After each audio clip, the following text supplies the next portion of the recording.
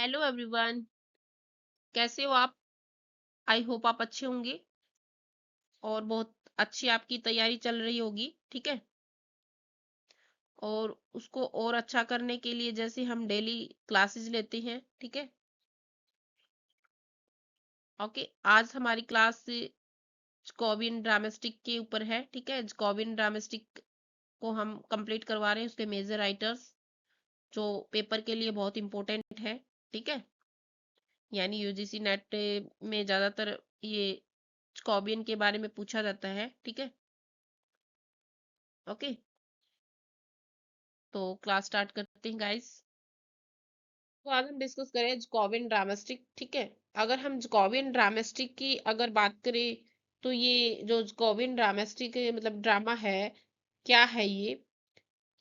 तो जो ड्रामा उन प्ले को बोला जाता है, मतलब उन प्ले को बोला जाता है कि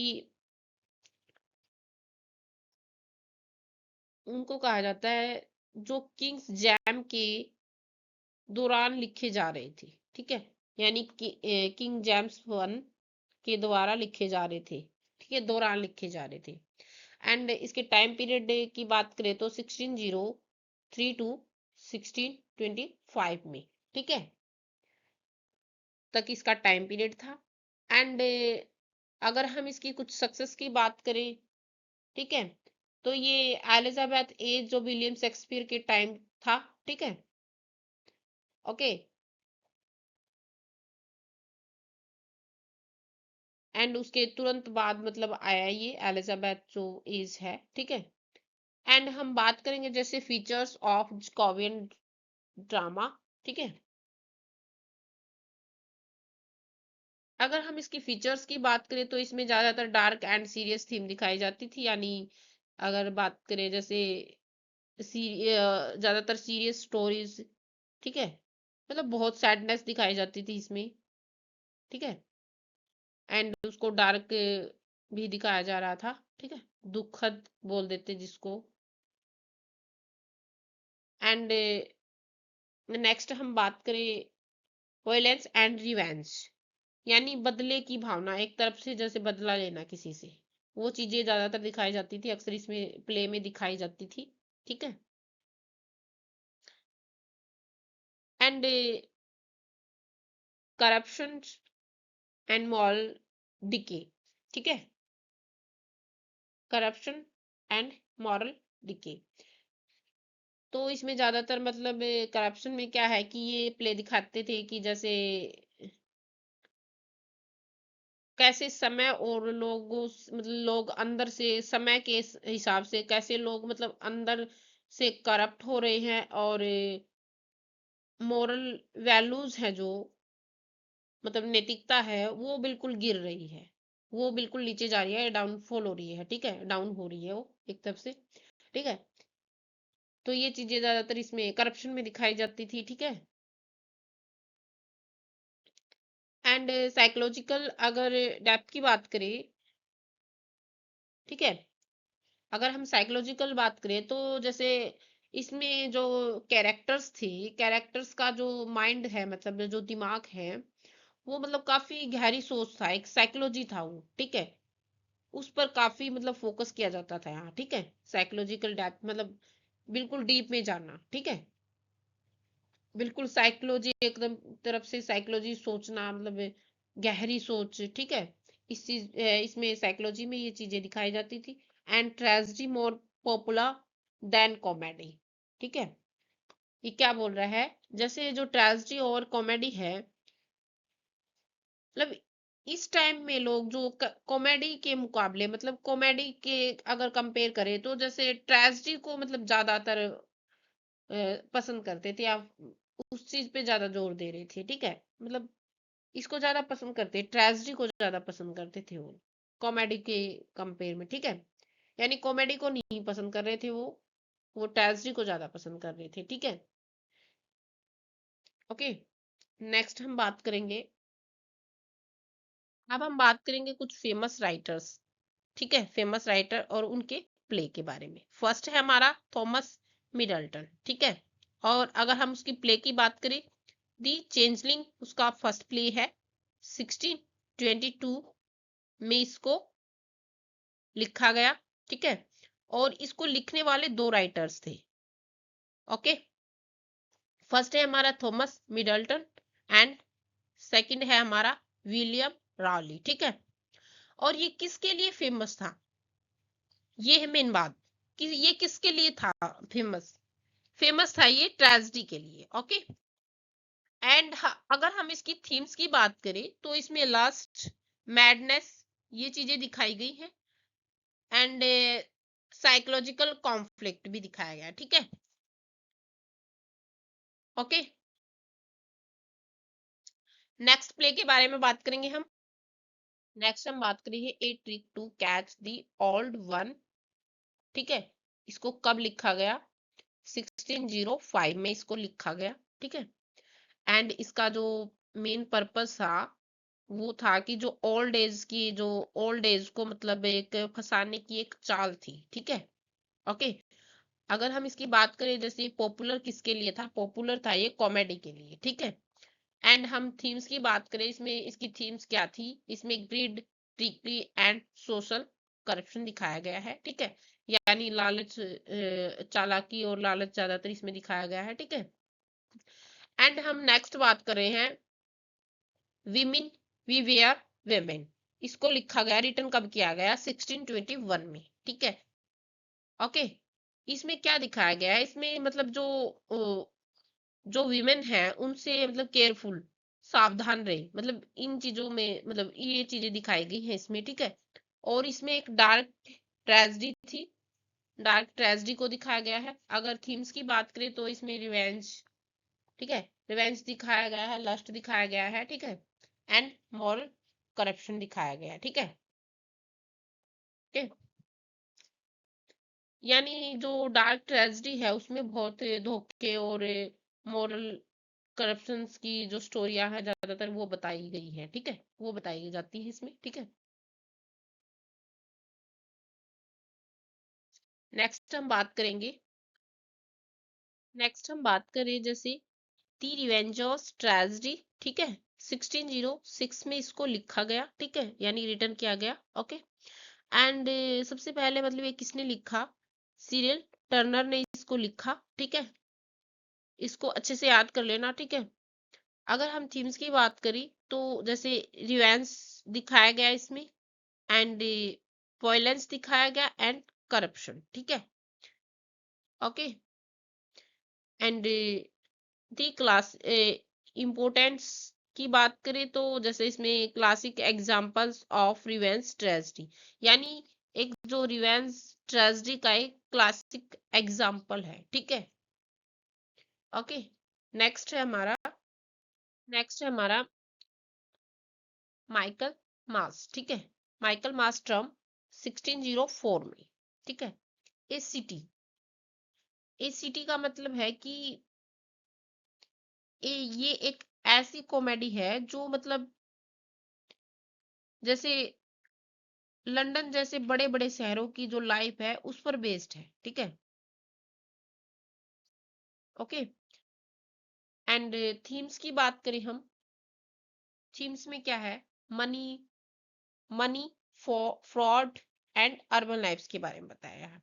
ओके, एंड अगर हम मनी की बात करें, मनी में क्या मतलब इसमें दिखाया गया है कि मतलब लोग पैसे के लिए बहुत कुछ करते हैं, किसी हद तक गिर सकते हैं वो, ठीक है, इसमें ये दिखाया गया है, ठीक है। यानी पैसों के लिए वो कुछ भी कर सकती हैं। अगर हम फ्रॉड की बात करें, फ्रॉड में क्या दिखाया गया है कि वो चीट करते हैं एक दूसरे को, ठीक है। एंड अर्बन लाइफ में दिखाया गया है कि जो शहरी जिंदगी की जो चकाचौंध है यानी उसकी बुराइयां भी करते लोग, ठीक है। नेक्स्ट है हमारा a chaste maid in Cheapside, ठीक है। अगर ईयर की बात करें, a chaste maid in Cheapside 1613 में, ठीक है। One of the one of is best comedy, यानी बेस्ट कॉमेडी थी ये, ठीक है। अगर हम इसकी थीम्स की बात करें तो इसमें marriage, hypocrisy and social satire दिखाया गया है, ठीक है। मैरिज की बात करें तो मतलब ये इसमें दिखाया गया है कि मतलब जैसे मैरिज होती थी अक्सर प्यार के लिए नहीं करते थे वो, मतलब वो सिर्फ अपना मतलब मैरिज में भी मतलब शादियों में भी अपनी मतलब एक फायदा देख रही थी, ठीक है। ओके। एंड हिपोक्रेसी की बात करें तो मतलब इस प्ले में दिखाया गया है कि ऊपर से लोग कुछ दिखते थे और पीछे से मतलब गलत काम करते थे, ठीक है। यानी ऊपर से तो वो सिर्फ दिखते थे, ठीक है, या मतलब अपने आप में धार्मिक बनते थे। ओके। एंड पीछे से फिर वो गलत काम करते थे। हिपोक्रेसी में ही दिखाया गया है। एंड सोशल सटायर को भी दिखाया गया है, ठीक है।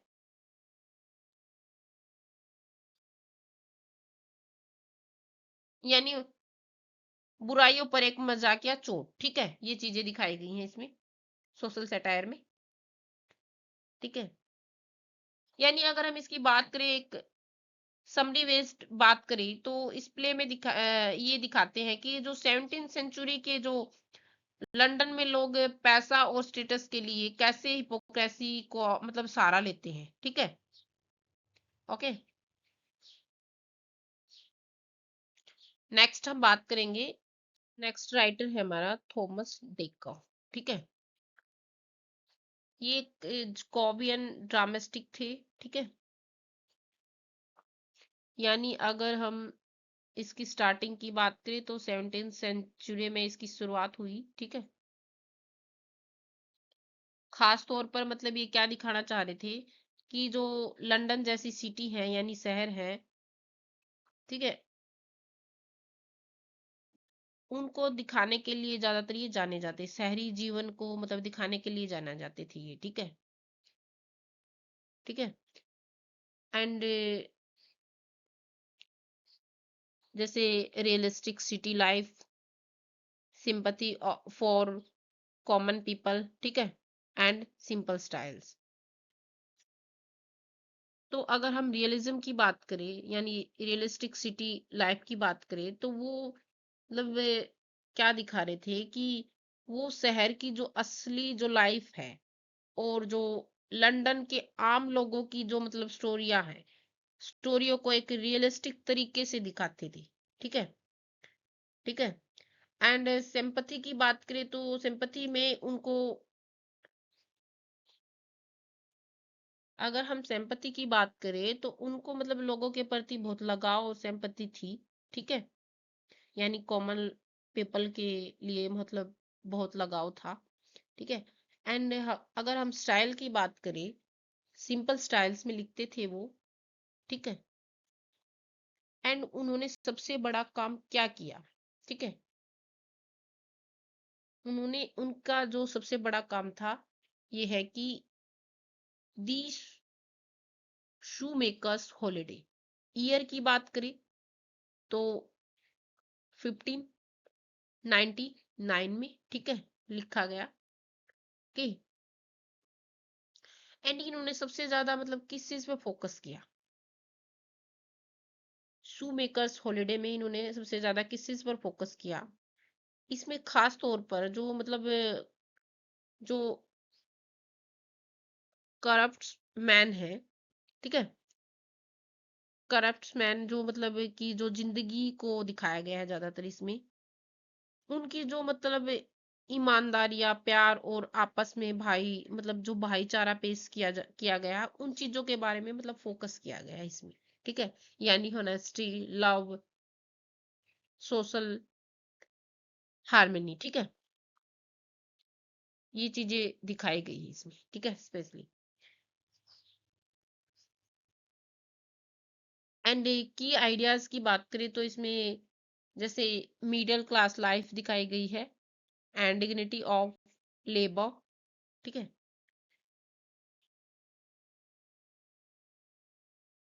नेक्स्ट हम बात करेंगे इसके मेजर वर्क, ठीक है, नेक्स्ट मेजर वर्क है इसका। नेक्स्ट हम बात करें दी हॉनेस्ट हॉर, ठीक है, पार्ट 1 and 2, ठीक है। एंड ये with written with Thomas Middleton, यानी किसके साथ मिलकर लिखा गया ये, थॉमस मिडल्टन। ये एक मॉरल कॉमेडी है, दैट शो किया गया है इसमें, जो मतलब एक फॉलन वुमेन है उसके सुधार को मतलब दिखाती है ये, और मतलब उसके जो वर्च्यूज मतलब जो क्वालिटी है उसकी, फॉर माफी है, और मतलब जो पश्चाताप है उसको प्रमोट करती है ये, ठीक है, उन चीजों को प्रमोट कर रही है, यानी वर्च्यू, फॉरगिवनेस, ठीक है, इन चीजों को प्रमोट करती है ये। एंड नेक्स्ट है हमारा दी वंडरफुल ईयर। ये कब है, ईयर की बात करें तो 1603, ठीक है। एंड ये एक पैम्फलेट, प्रोज पैम्फलेट है, ठीक ठीक है। एंड पैम्फलेट है जो मतलब लंदन में प्लग को जैसे क्लासिफाई करता है, जिसमें मतलब रियलिज्म को इमोशनल और ड्रामेस्टिक नरेशन के साथ मिलाया गया है, ठीक है।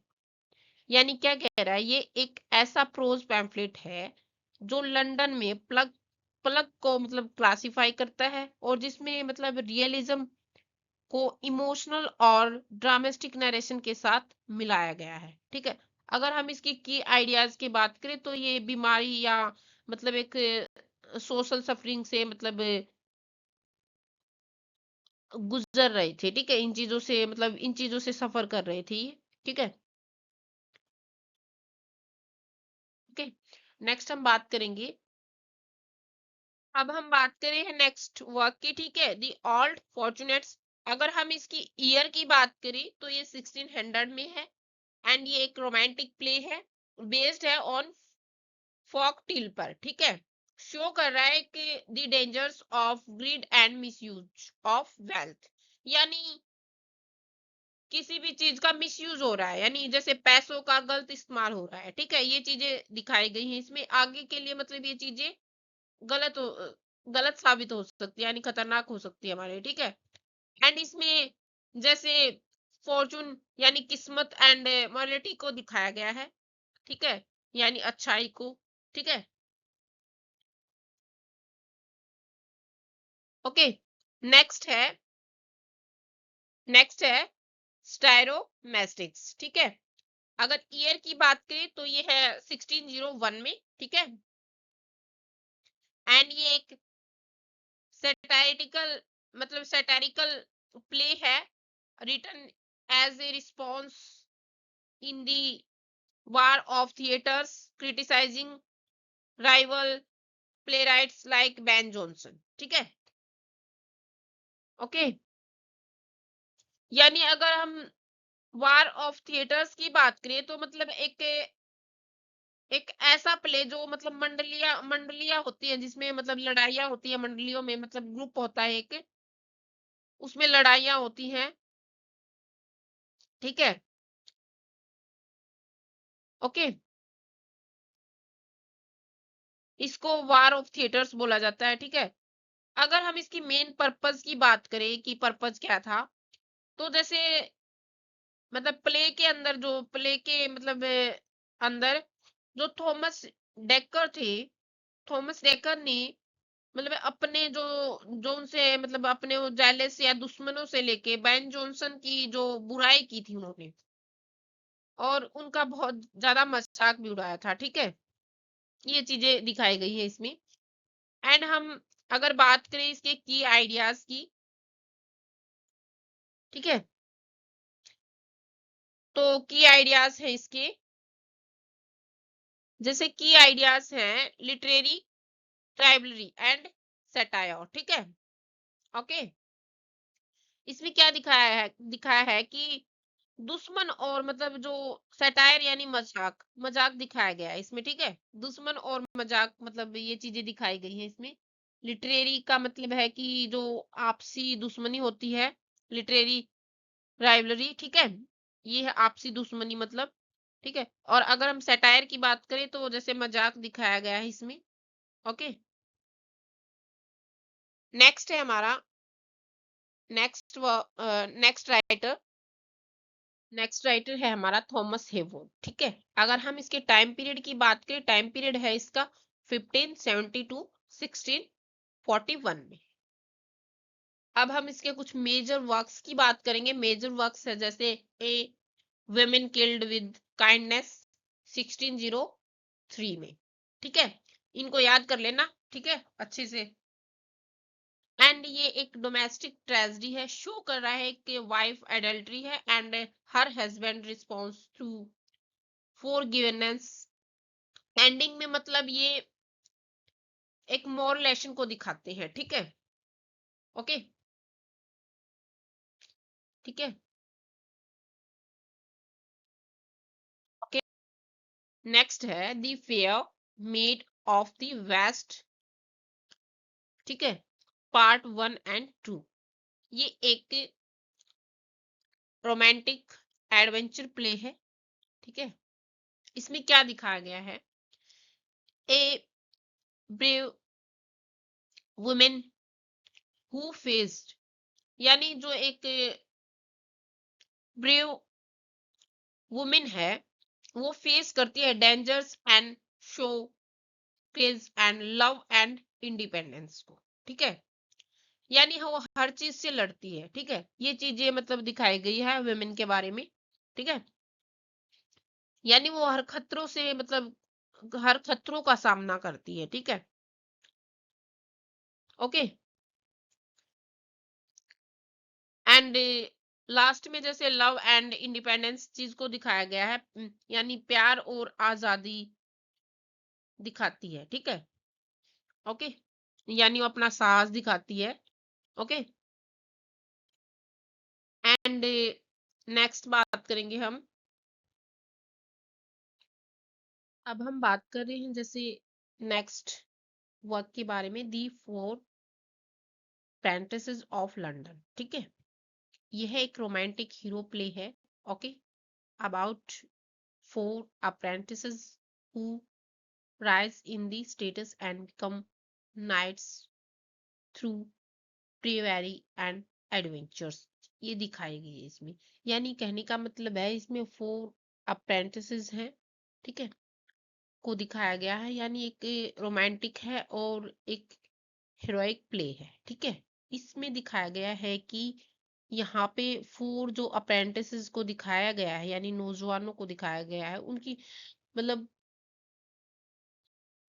उनकी जो बहादुरी है और जैसे एडवेंचर्स हैं, ब्रेवरी है जो, ठीक है, यानी उसकी बहादुरी और एंड एडवेंचर्स के मतलब दम पर वो आखिर में जो कीनाइट्स की मतलब वो मतलब राज हासिल करते हैं, एक योद्धा, ठीक है, लास्ट में जैसे एक राजा अपना योद्धा बनता है ना, जैसे अपनी पदवी हासिल करता है, उस तरीके से ही कुछ मतलब एक इस स्टोरी में बताया गया है 4 अप्रेंटिस के बारे में, ठीक है।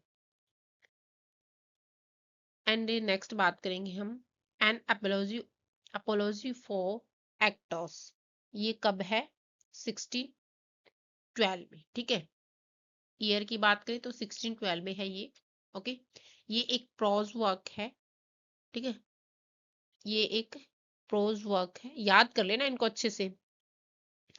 Defines actors and theatres, explaining their importance in the society and cultures, ठीक है, ओके। अपोलॉजी के बारे में मतलब क्या बताया गया, एंड इसमें क्या बताया गया है, ये एक प्रोज वर्क है, ठीक है, okay. And actors and theatres explaining, यानी इम्पोर्टेंस है ये एक एक्टर्स एंड जो थिएटर्स में मतलब, ठीक है, यानी जो सोसाइटी और कल्चर्स है उसमें मेन एक्टर ही होता है, ठीक है, उसका मतलब कितना कितनी इंपॉर्टेंस है वो चीजें दिखाई गई हैं इसमें, ठीक है, ओके। नेक्स्ट है एडवर्ब फोर पार्ट 1 और 2, ठीक है, ओके। तो ये एक क्रॉनिकल हिस्ट्री प्ले है बेस्ड है ये ऑन किंग एडवर्ड एडवर्ड 4 पर, ठीक है, ओके। ये एक पॉलिटिकल इवेंट्स के साथ मतलब लव और पर्सनल लाइफ्स के बारे में भी बात करता है, ठीक है, ओके, ओके। एंड इसको कंबाइनिंग किया गया है, मतलब पॉलिटिकल इवेंट्स के साथ लव एंड पर्सनल लाइफ्स, ठीक है, लव एंड पर्सनल लाइफ्स में, ठीक है। एंड हम नेक्स्ट राइटर की बात करेंगे। नेक्स्ट राइटर है हमारा चौहन मास्टर्न, ठीक है। ये है 15, अगर इसके टाइम पीरियड की बात करें तो ये है 1576 टू 1634 तक, ठीक है। अगर हम इसकी मेजर वर्क की बात करें तो फर्स्ट है इसका मेल कंटेंट, दी मेल कंटेंट 1604 पे, ठीक है। ये एक सैटारिकल ट्रेजेडी कॉमेडी है, मतलब सुख दुख की बातें, मतलब इसमें चीजें दिखाई गई है, एक्सपोज किया गया है करप्शन एंड हिपोक्रेसी को, ठीक है। एंड उसको दिखाया गया है रॉयल कोर्ट में, ठीक है। The story of fee disguised, यानी दुख, ठीक है, ओके। यानी इसमें मतलब इस कहानी में बताया गया है कि जो एक रॉयल कोर्ट है उसमें फेल करप्शंस और हिपोक्रेसी के ढोंग को मतलब दिखाती है, ठीक है। एंड एंटोनियो एंड मेलिडा, ठीक है। ये कब था, अगर इसके ईयर की बात करें 1599 में। एक रोमांटिक ट्रेजेडी कॉमेडी है ये, मिक्स है इसमें love, conflict and emotional drama in courtly setting में, ठीक है।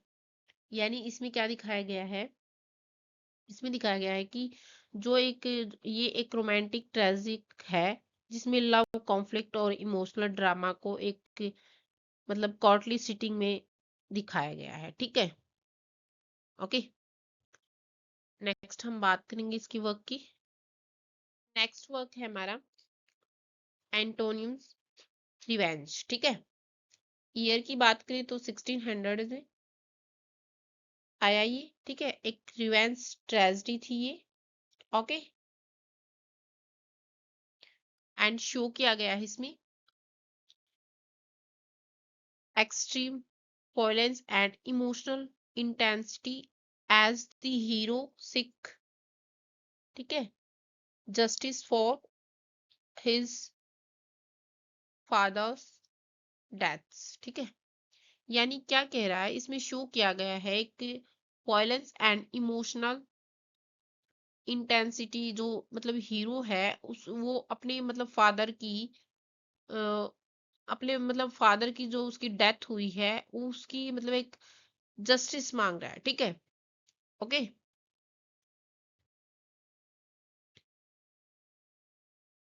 तो इसमें ये दिखाया गया नहीं, यानी जो हीरो है अपने जो फादर की मौत का मतलब एक बदला लेने के लिए कि इंसाफ मांगता है, ये चीजें दिखाई गई है इसमें, ठीक है। इसलिए एक रिवेंज ट्रेजेडी बोला गया इसको, ठीक है।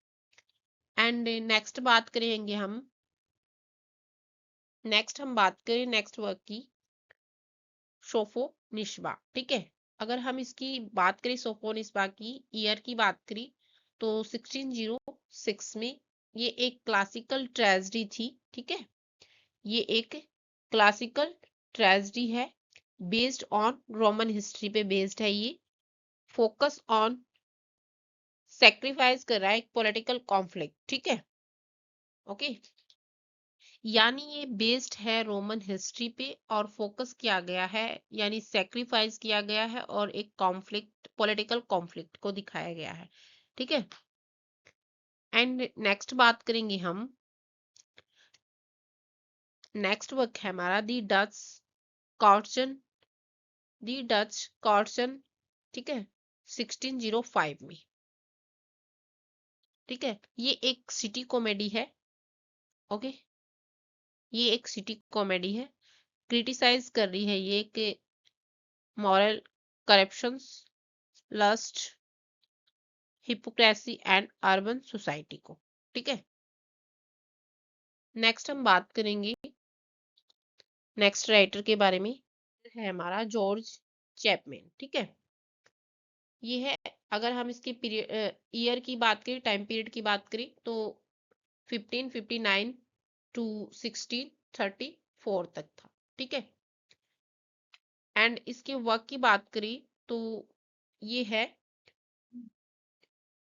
बूसी डी अम्बॉयज, ठीक है, बूसी डी अम्बॉयज 1604 में, ठीक है। ये एक रिवेंज ट्रेजेडी है, बेस्ड है ये एक फ्रेंच हिस्टोरिकल फिगर पर, ठीक है। शो किया गया है इसमें, जैसे शो किया गया है एम्बिशन, ठीक है, एम्बिशन एंड ऑनर, ठीक है, वायलेंट और कॉर्ट पॉलिटिक्स, ठीक है। मतलब ये एक रिवेंज ट्रेजेडी है, किस पे बेस्ड है, ये एक फ्रेंच हिस्टोरिकल फिगर पे बेस्ड है, दिखाया गया है इसमें एम्बिशन, एम्बिशन ऑनर, ठीक है, वायलेंट, ठीक है, ये चीजें दिखाई गई हैं इसमें, वायलेंट कॉर्ट पॉलिटिक्स, ठीक है। एंड नेक्स्ट हम बात करेंगे the revenge of Bussy Bussy D'Ambois, ठीक है। ये कब थी, 1613 में, ओके। एंड ये एक सीक्वल ट्रेजेडी है, ठीक है, एक सीक्वल ट्रेजेडी है, ये फोकस करती है, एक फोकसिंग है मतलब इसका रिवेंज पर, यानी बदला, ठीक है। इसमें भी मतलब ज्यादातर बदला ही दिखाया गया है, ठीक है। स्टोइज्म एंड फिलोसफिकल आइडियाज है इसमें, ठीक है, अबाउट मतलब लगभग ये मतलब लाइफ एंड डेथ्स के बारे में ही ज्यादातर दिखाई जा रही है, ठीक है, ओके। एंड ज्यादातर मतलब फिलोसफिकल आइडियाज पर फोकस किया गया है, ठीक है, ओके। नेक्स्ट वर्क है हमारा, नेक्स्ट है हमारा जॉन जॉन वेबस्टर, ठीक है। एंड इसके टाइम पीरियड की बात करें तो ये है जैसे 1578 टू 1634 तक, ठीक है, ओके, ठीक है। नेक्स्ट हम बात करेंगे इसकी प्ले की, ठीक है। फर्स्ट है जैसे दी डच ऑफ माल्फी, एंड इसके पीरियड की बात करें, टाइम की बात करें तो ये है 1612 टू 13 तक, ठीक है। एंड ये एक डार्क ट्रेजेडी थी, ठीक है, okay. Tales with the story of a noble women published by her brothers for marrying strictly highlights, ठीक है, यानी पावर एंड करप्शन दिखाया गया है इसमें, ओके। यानी ये एक ऐसी वुमेन की स्टोरी है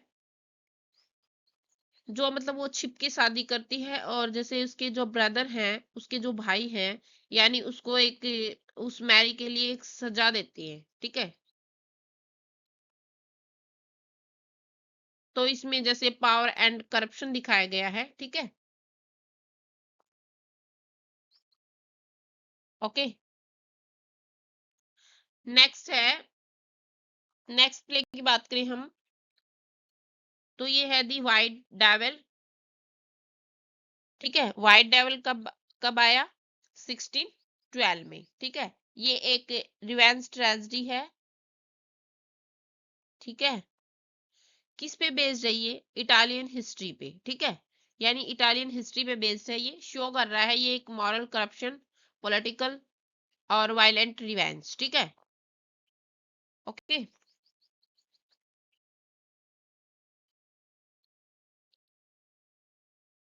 नेक्स्ट है,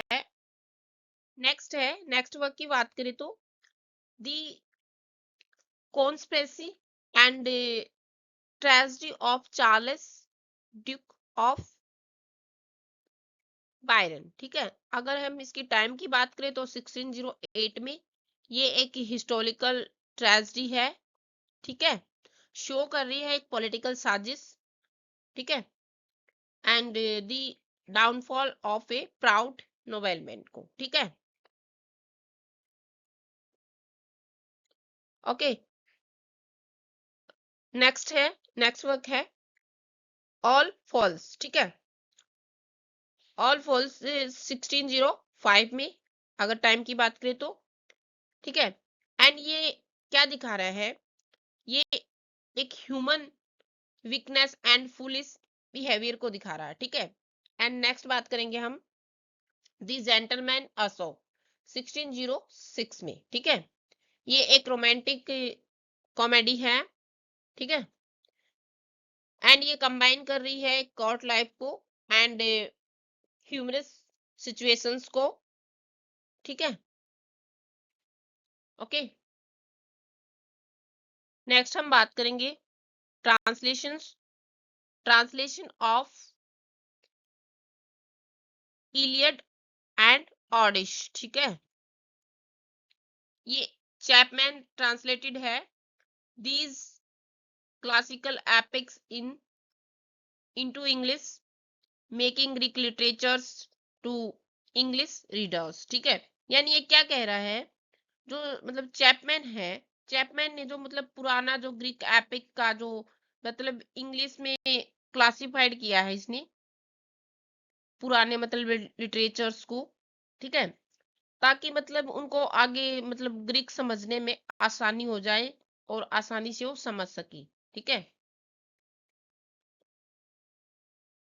नेक्स्ट वर्क की बात करेंगे हम, नेक्स्ट है एथियस एंड वर्जीनिया, ठीक है। ओके, अगर इसके टाइम की बात करें तो 1626 में, ठीक है। ये एक ट्रेजिकल कॉमेडी है, ओके, और बेस्ड है ये रोमन पे, ठीक है।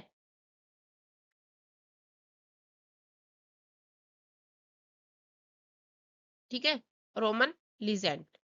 एंड ये मतलब फोकस किस चीज पे कर रहा है, जस्टिस पे कर रहा है। जस्टिस मतलब किसी को न्याय दिलाना, ये चीजें हो रही है और सेक्रीफाइस हो रहे हैं बहुत सारे, ठीक है। ये चीजें इस वर्क में दिखाई गई हैं, ठीक है। नेक्स्ट है the devil law case. The devil law case की बात करें, अगर हम इसके टाइम की बात करें तो ये है 1623 में, ठीक है। और ये ट्रेजिक भी है और कॉमेडी भी, यानी मिक्स है ये, ठीक है। ट्रेजिक कॉमेडी डीलिंग विद, किसके साथ डीलिंग कर रहा है ये, मतलब लो, deception and unexpected twists in society, okay. यानी क्या कह रहा है, यानी ये अनएक्सेप्टेड ट्विस्ट दिखा रहा है इन सोसाइटी में, ठीक है। जैसे मतलब सोसाइटी में कानून, धोखे एंड ये ऐसी चीजें दिखा रहा है, ठीक है। और सैडनेस भी है और कॉमेडी भी है इसमें, ठीक है। नेक्स्ट है, नेक्स्ट हम बात कर रहे हैं जॉन फोर्ड की, ठीक है। अगर हम इसकी टाइम पीरियड की बात करें तो 1586 टू 1642 तक, ठीक है। ओके, एंड नेक्स्ट बात करेंगे हम इसकी प्ले की, ठीक है। ये है टिस पिटी सी ए बॉर, ठीक है। अगर हम इसकी टाइम की बात करें 1633 में, ठीक है। ये एक ट्रेजिक प्ले था, ओके। यानी फॉरबिडन लव शो किया गया पेशन, ठीक है, गिल्ट एंड ट्रेजिक डिस्ट्रैक्शंस को, यानी इसमें गिल्ट दिखाया गया है एंड ट्रेजिक डिस्ट्रैक्शंस भी दिखाया गया है, ठीक है। ओके, नेक्स्ट है दी ब्रोकन हार्ट, ठीक है। दी ब्रोकन हार्ट की अगर हम टाइम पीरियड की बात करें तो ये है 1633 में, ठीक है। दोनों सेम डेट में है ये, ठीक है, सेम ईयर में है। एंड ये एक ट्रेजिक प्ले है और ये एक ट्रेजिक ड्रामा है, ठीक है। फोकस ऑन, ये फोकस करता है लव पे और न इमोशनल, मतलब इमोशनल सफर कर रहे हैं इसमें, ठीक है, लीडिंग टू ट्रेजिक एंडिंग, और जो एंडिंग होती है वो ट्रेजिक होती है, ठीक है। यानी बहुत सारा दुख में ये लोग मतलब सफर कर रहे होते हैं, और लास्ट में भी मतलब एक एंडिंग होती है उसी की ट्रेजिक ही होती है, ठीक है। मतलब एंडिंग भी उसकी बहुत दर्दनाक ही होती है लास्ट में, ठीक है। नेक्स्ट हम बात कर रहे हैं परकिन वारबैक, ठीक है। ये है, अगर हम इसकी परकिन वारबैक की बात करें तो ये है 1634, ठीक है। 1634 में आया, ये एक हिस्टोरिकल प्ले है और बेस्ड है ये प्रिंटेंडर पर, ठीक है। Okay, to the English throne show किस चीज को कर रहा है, एक पॉलिटिकल कॉन्फ्लिक्ट एंड उसकी आइडेंटिटी और पॉलिटिकल कॉन्फ्लिक्ट को, ठीक है। ओके, नेक्स्ट हम बात करेंगे लव सैक्रिफाइस पर, ठीक है। लव सैक्रिफाइस कब आया, 1633 में। ओके, एंड ये एक ट्रेजिक है। लव में ज्यादातर ट्रेजिक ही होता है, ट्रेजिडी ही होती है मतलब। Okay, dealing with love. Okay, sacrifice कर रहा है ये एक इन करप्ट कोर्ट में, ठीक है। ओके, यानी एक ट्रेजेडी है ये, डीलिंग विद लव, ठीक है। बिट्रेयल एंड सेक्रीफाइस कर रहा है इन करप्ट कोर्ट, ठीक है। ओके, नेक्स्ट हम बात करेंगे, नेक्स्ट राइटर है हमारा जेम्स स्टैली, ठीक है। अगर हम इसकी टाइम पीरियड की बात करें तो ये है 1596 टू 1666 तक, ठीक है। एंड इसके कुछ प्ले की बात करेंगे हम, ठीक है। प्ले पे डिस्कस करते हैं। जैसे फर्स्ट प्ले है इसका the lady of pleasure. The lady of pleasure है 1635 में, ठीक है। यानी इस टाइम पे बहुत सारा डेवलपमेंट हो गया था, बहुत सारे लोग मतलब फैशनेबल सोसाइटी थी एंड लग्जरी लाइफस्टाइल हो गए थे ऑफ द अपर क्लासेस, ठीक है। अगर हम बात करें ए लेडी ऑफ प्लेजर की, तो ये एक कॉमेडी मैनर्स है दैट, मतलब एक फैशनेबल सोसाइटी है यहाँ पे, एंड एक लग्जरी लाइफस्टाइल है ऑफ द अपर क्लासेस में, ठीक है। यानी अच्छी खासी जिंदगी जी रहे हैं, लाइफ को अच्छे से इंजॉय कर रहे हैं, ठीक है। एंड दी कार्डिनल, ठीक है। अगर दी कार्डिनल की बात करें हम, तो ये कब आया कार्डिनल, 1641 में। ये एक ट्रेजिक है एंड डीलिंग करता है एक रिवेंज यानी बदला, पॉलिटिकल पॉलिटिकल साजिश, ठीक है। एंड किस पे बेस्ड है ये, corruption in A royal court, ठीक है। यानी करप्शन भरी दुनिया है इसमें, मतलब करप्शन दिखाया गया है, धोखाधड़ी ये चीजें दिखाई गई हैं ज्यादातर, साजिश वगैरह, ठीक है। आगे हम बात करेंगे हाइट हाइड पार्क की, ठीक है। हाइड पार्क की बात करें हम, ये कब आया, 1632 में।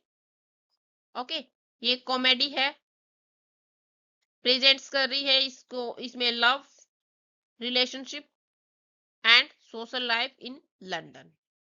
यानी एक लव को प्रेजेंट कर रही है ये, और एक अच्छे संबंध यानी रिलेशनशिप को, एंड मतलब समाज में, मतलब लाइफ में, जैसे सोशल लाइफ इन लंदन में, ठीक है। यानी ये लंदन की सोशल लाइफ को दिखा रही है, ठीक है। और इसमें ज्यादातर मतलब प्यार और रिश्तों को भी दिखाया जा रहा है, यानी रिलेशनशिप, बात वही है, ठीक है। ओके, नेक्स्ट हम बात करें, नेक्स्ट राइटर है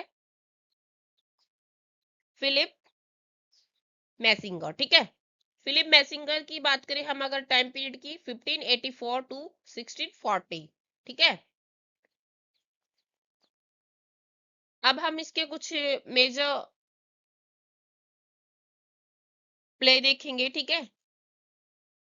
okay, a new way to pay old debts की बात करें तो अगर इसके टाइम की बात करें, ये है 1625 में, एक कॉमेडी है, एक्सपोज किस चीज को कर रही है, ग्रिड एंड करप्शन को, ठीक है।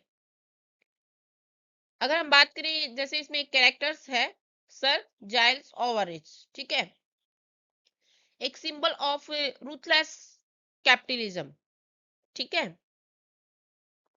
यानी क्या कह रहा है, जो मतलब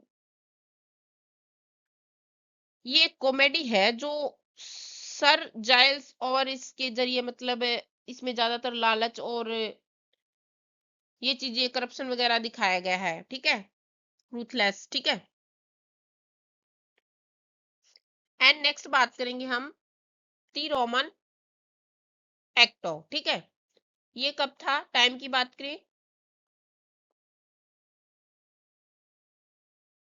1626, ऐसे याद कर लेना इसको, जैसे सीरीज में याद हो जाएंगे, 25 26 एंड, ठीक है।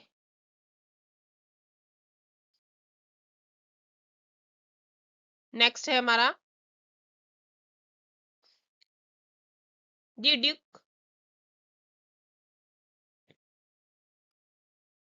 दी ड्यूक ऑफ मिलान, ठीक है। ये है 1623 में, ठीक है। ये एक ट्रेजिक है, फोकस करता है, focus on jealousy, love, jealousy भी है इसमें, लव भी है, और पॉलिटिकल पावर भी दिखाई जा रही है, ठीक है। Political power leading to tragic consequence, ठीक है। ओके, क्या है ये, क्या दिखाया गया है मतलब इसमें द ड्यूक ऑफ मिलान में, ये किस चीज पे फोकस कर रही है, एक ट्रेजिक है, focus on jealousy, love, political power leading to tragic consequence, मतलब कि ये एक ट्रेजिक है, और जैसे जलन, प्यार और मतलब ये चीजें दिखाई गई है इसमें ज्यादातर, ठीक है। मतलब पॉलिटिकल पावर पर फोकस करती है ये, और इसमें बहुत सैडनेस भी होती है, ट्रेजिक कॉन्सिक्वेंस, ठीक है। तो आज की क्लास यहीं तक थी गाइस, ठीक है। आपको अच्छी लगी तो लाइक एंड सब्सक्राइब, ठीक है, कर दीजिएगा। ओके।